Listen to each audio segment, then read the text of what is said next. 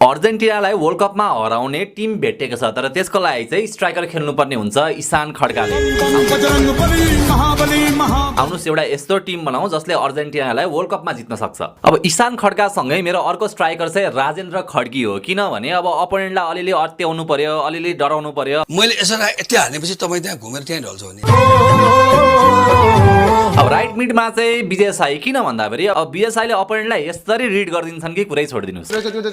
अब लेफ्ट मिडमा चाहिँ हरिबहादुर हो, किनभने अब हरिबहादुरले कस्तो कस्तो मान्छे त झुकाइदियो। अब यो मेसीको अर्जेन्टिना त के नै ठुलो कुरो भएर काग पनि हैन म बाघ पनि हैन है, तर दुश्मनको लागि चाहिँ म चाहिँ नाग हो नाग। अब सेन्टर मिडफिल्डमा चाहिँ पाडे काका र साङ्लो बोरो हो, किन भन्दाखेरि चाहिँ यो भिडियो हेर्नु। हामी सबैजना मिलेर गोल रक्षक राखेको हो कि होइन?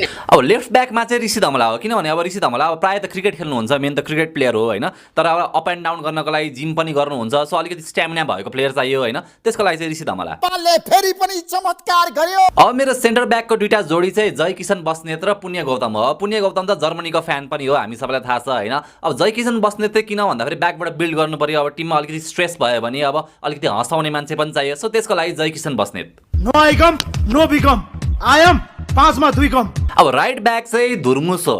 अब हाम्रो धुर्मुसको बारेमा नि केही भनिराख्नु पर्छ र।